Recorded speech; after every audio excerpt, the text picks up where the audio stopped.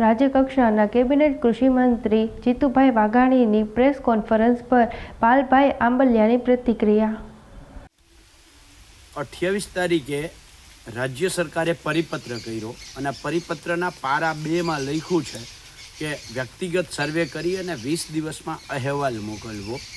એ જ પરિપત્રના પારા 3 માં લખ્યું છે કે જે સેટેલાઇટ ક્રોપ ઇમેજ સિસ્ટમ છે એ મુજબ 12 દિવસમાં અહેવાલ જિલ્લા કક્ષાએ મોકલવો।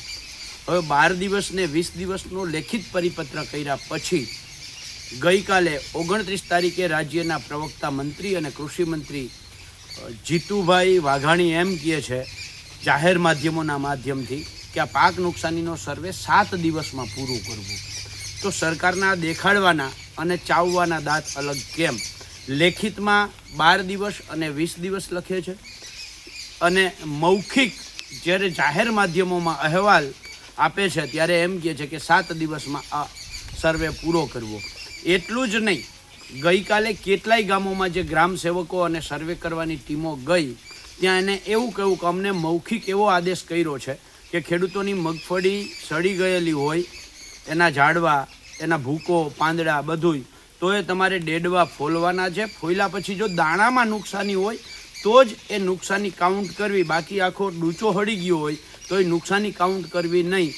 ત્યારે રાજ્ય સરકારશ્રીને મારે સીધું કહેવું છે કે આ ગ્રામ સેવકોને તમે જે મૌખિક આદેશ કર્યો એ લેખિત આદેશ નથી કરી શકતા? લેખિત આદેશ કરવો તો ને, ચલો લેખિત આદેશ ના કર્યો અને તમારો ગ્રામ સેવક ખેડૂત પાસે જશે અને ડેડવા ફોલશે અને દાણાની અંદર જો નુકસાની નહીં હોય તો એ નુકસાની કાઉન્ટ નહીં કરે તો એ સર્ટિફિકેટ આપશે કે તમારી મગફળીની અંદર કોઈ નુકસાન નથી, તમે ટેકાના ભાવે આ મગફળી વેચી શકો છો।